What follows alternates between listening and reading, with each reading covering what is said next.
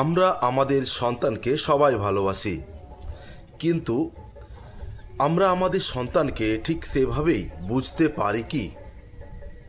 অনেক সময় আমরা সেটা পারি না। নমস্কার, আমি অভিজিৎ, আপনাকে দ্য ইনার কম্পাসে স্বাগত। আজকে আপনার সন্তানকে বোঝার সহজ 5টি উপায় আপনার কাছে নিয়ে আসব। দেখতে থাকুন। রুল নাম্বার 1, সেটা হচ্ছে শিশুকে মন দিয়ে শোনা।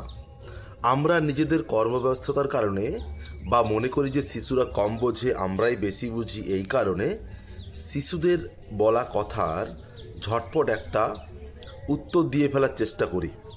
কিন্তু যদি আমরা এটা না করে শিশুর কথা মন দিয়ে শুনি, তাহলে বুঝতে পারবো ওদের চিন্তাভাবনাও কত গভীর, ওরা আসলে কী বলতে চাইছে। এবং এরকম করলে আমরা কিন্তু অবাক হয়ে যাব যে তারাও কত রকমভাবে ভাবতে পারে বা কত গভীরভাবে তারা ভাবতে পারে। রুল নাম্বার 2, সেটা হচ্ছে তুলনা নয়, প্রশংসা করা।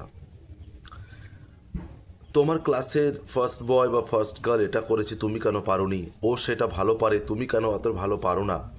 এরকম কথা বলার পরিবর্তে আপনার শিশুর ছোটোখাটো ভালো গুণগুলির বা ছোটোখাটো সাফল্যগুলিরও আপনি ভূয়সী প্রশংসা করুন।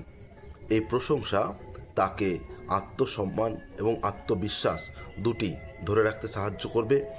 এর ফলে সে পরবর্তী যে কোনো কাজে নিজের সেলফ এস্টিম খুঁজে পাবে। আর থার্ড হচ্ছে শিশুর সাথে একটা কোয়ালিটি টাইম স্পেন্ড করা। কোনো রকম মোবাইল নয়, কোনো রকম অন্য কোনো গেজেটস নয়, শুধুমাত্র আপনি বা অভিভাবকদ্বয় এবং শিশু আপনাদের জন্য সারা দিনে 10 থেকে 15 মিনিট বা 20 মিনিট একান্ত সময় রাখুন, যেখানে শিশুর সাথে মন খুলে আপনি গল্প করতে পারেন, হাসতে পারেন, খেলতে পারেন। একদম সেই সময়টা নিজেদের জন্য রাখুন। এরকম সময় যদি আপনি শিশুদের জন্য বার করতে পারেন, তাহলে তাদের পড়াশোনা থেকে শুরু করে জীবনের অন্যান্য হাজারো প্রেশারের মধ্যেও সেই শিশু আপনার কাছ থেকে একটা নিরাপত্তার স্বাদ পাবে। শিশুরা যখন নিরাপত্তার এই স্বাদ পায়, তারা কিন্তু সব কথা আপনাকে খুলে বলতে শেখে এবং তাদের বাঁচার একটা আলাদা মানে থাকে এবং তাদের আত্মবিশ্বাস অনেক বেশি থাকে।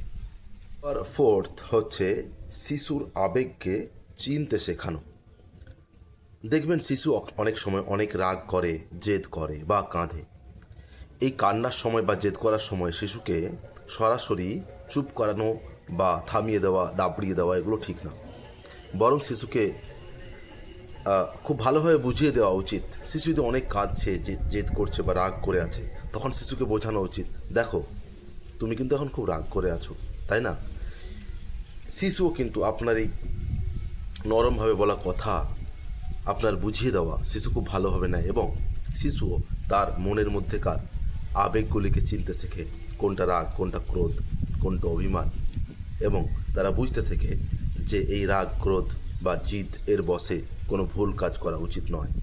এরপর রুল নাম্বার 5 ইজ আপনি আচরি ধর্ম শিশুরে শেখাও। আপনি যা শিশুর কাছ থেকে এক্সপেক্ট করেন, আপনি যা ভাবেন আপনার শিশু যেমন আচরণ করা উচিত, আসলে সেই সমস্ত আচরণগুলি আপনাকে নিজেকে করে শিশুকে দেখাতে হবে। শিশুরা কিন্তু সেটা শেখে না যেটা আপনি শিশুকে উপদেশ দেন। শিশুরা শেখে আপনি যেটা করেন, যেটা বিলিভ করেন, ভেতর থেকে যেটা আপনি বিশ্বাস করেন। সুতরাং শিশুকে শেখাতে গেলে কখনোই সো কল্ড উপদেশ দেবেন না, বরং নিজে করে দেখিয়ে দিন। এই যে 5টি ট্রিক্স আমি বললাম, এই 5টি যে উপায় বললাম আপনার শিশুকে হ্যান্ডেল করার, আপনার শিশুকে বোঝার, এই 5টি উপায় যদি আপনি আজ থেকে একটু একটু করে ব্যবহার করতে শুরু করেন, তাহলে আপনার শিশুর মধ্যে, আপনার বাচ্চার মধ্যে একটা আলাদা স্পার্ক লক্ষ্য করবেন। আপনার শিশু আপনার মনের মতো হয়ে উঠবে। আপনার শিশু একজন সঠিক, সুন্দর সমাজের একজন নাগরিক হয়ে উঠবে এবং সেই শিশু পরবর্তীকালে হাজারো মানুষকে পথ দেখাবে, এটা কিন্তু নিশ্চিত।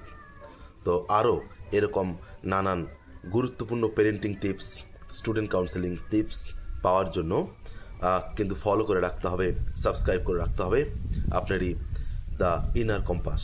ধন্যবাদ।